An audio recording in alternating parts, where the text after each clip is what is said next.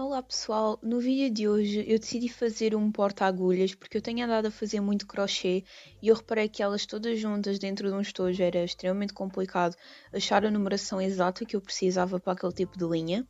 Então, como tenho uma máquina de costura e tinha tecido, pensei, ok, vamos fazer um porta-agulhas à mão.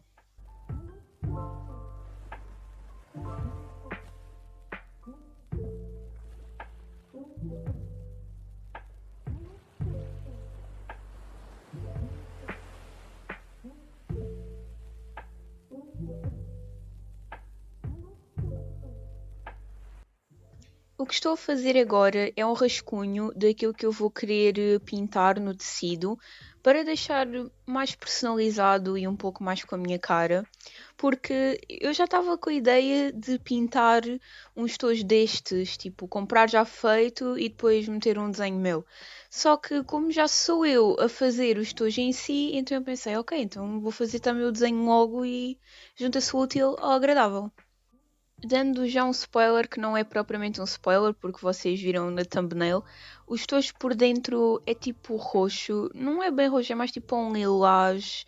Eu não sei bem definir aquela cor, porque não sou tipo a melhor pessoa para descrever cores, mas eu queria uma personagem que combinasse com essa cor. E eu pensei na Raven, apesar de ela ser uma personagem assim para os tons mais escuros e isso tudo, eu achei que roxo combina com ela. Praticamente qualquer tonalidade de roxo faz-me lembrar a Raven.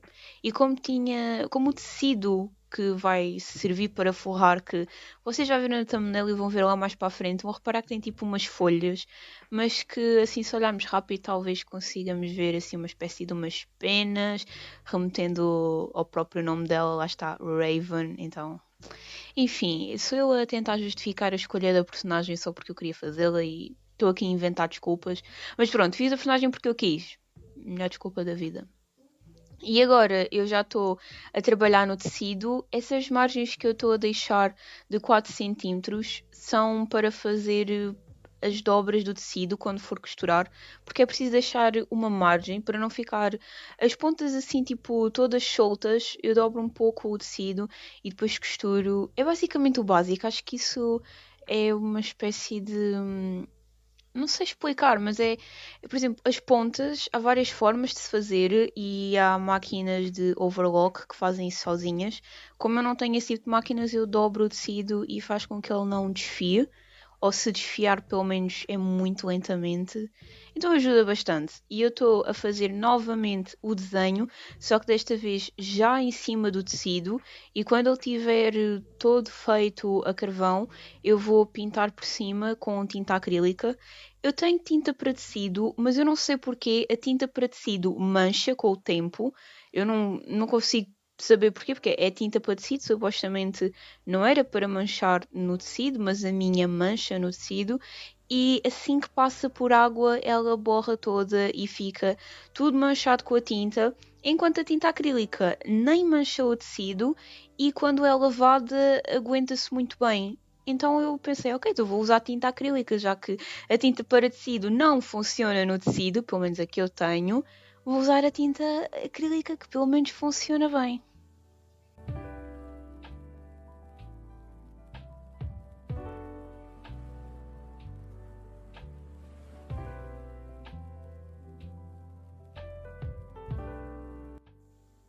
Aqui eu já comecei a pintar e eu tive muita dificuldade com o tom de pele dela, porque se vocês forem ver, é um tom de pele pro acinzentado, mas que não parece muito morto, então tinha que haver uma linha ténue entre o morto e o vivo na tonalidade de pele, e isso foi extremamente complicado para mim, porque a primeira vez que eu passei a tinta cinzenta ela fez um contraste enorme no tecido branco e ela ficou como está aí. Pareceu muito escuro na altura, então eu misturei mais um pouco de branco e passei outra camada por cima e esse tom diminuiu um pouco, mas eu ainda achava que estava extremamente forte.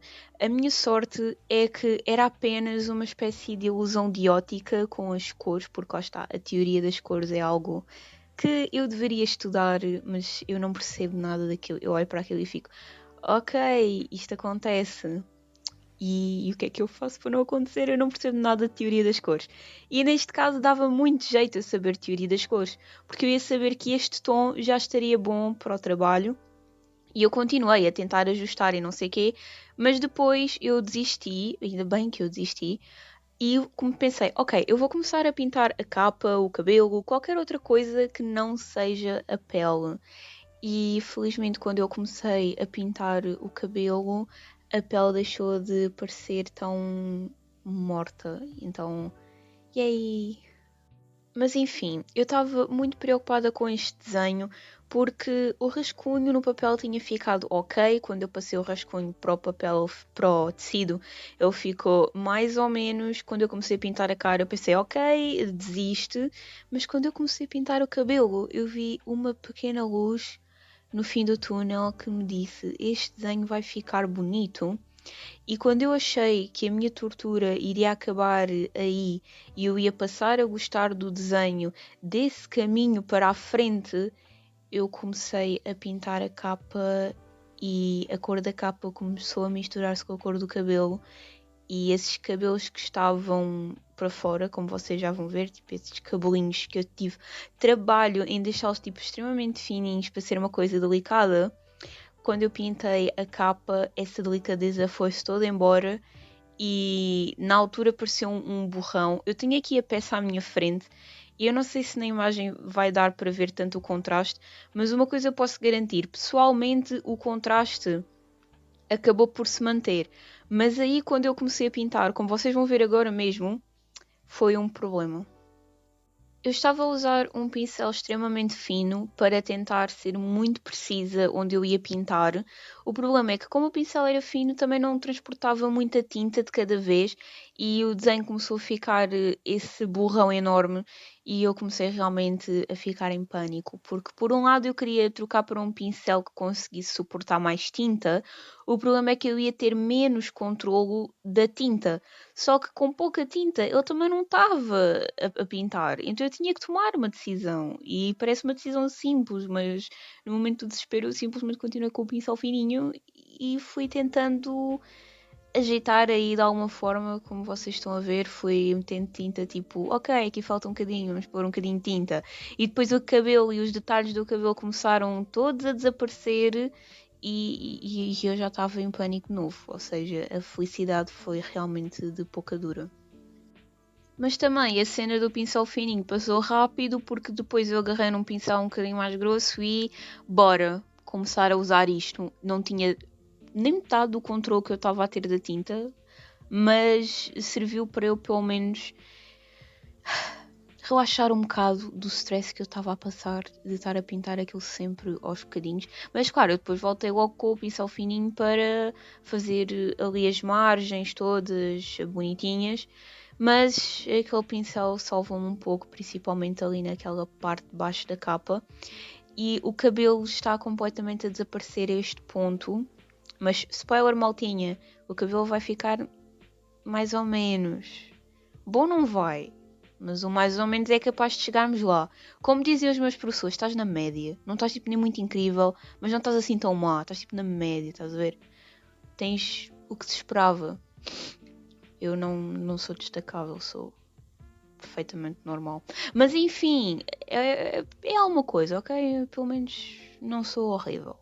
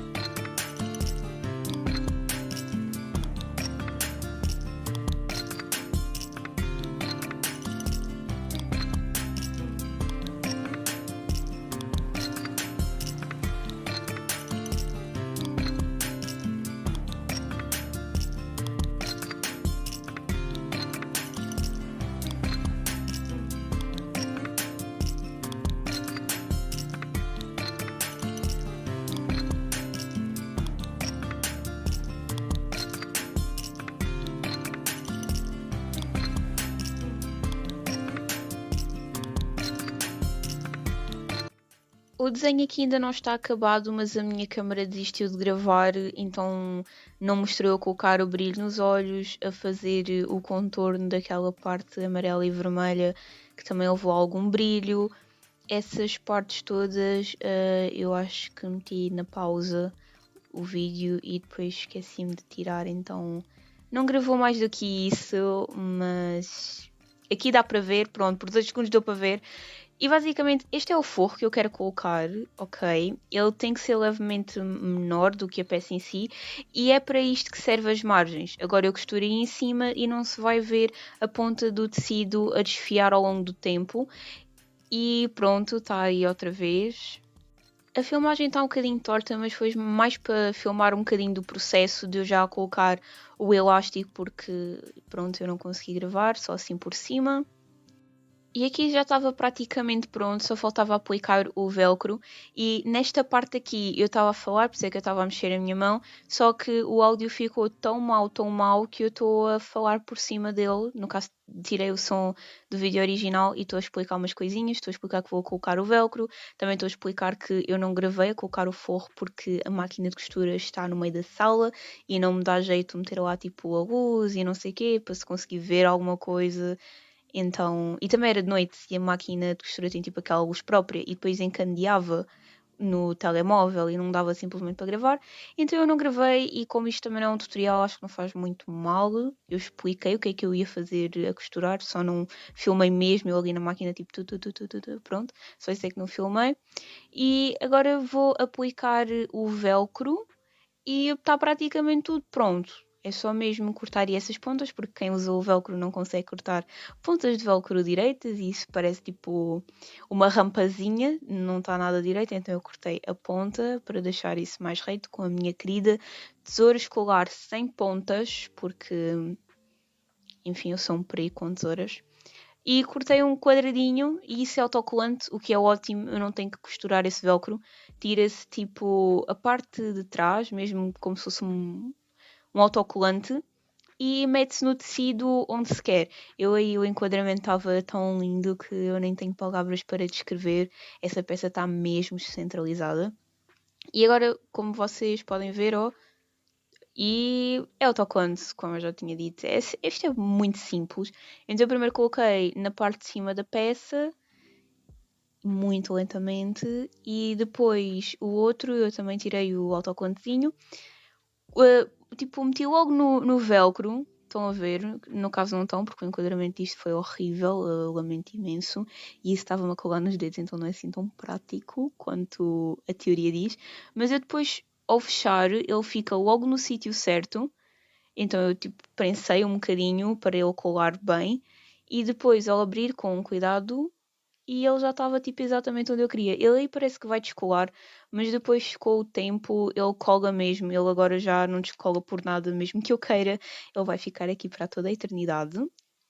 E este foi o resultado final da peça.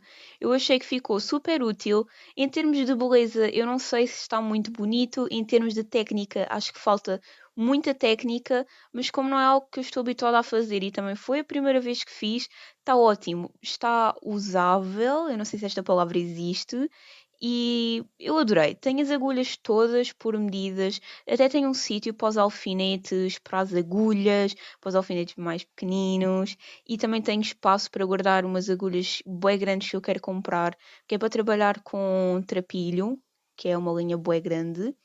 E pronto, ficou muito fofinho. Por um lado, tipo, a parte de dentro está fofa, a parte de fora sobre o desenho que eu fiz ficou exótico, mas lá está, pelo menos foi feito por mim e se desta vez ficou assim, da próxima há de ficar melhor. E é isso, espero que tenham gostado e tchau, tchau.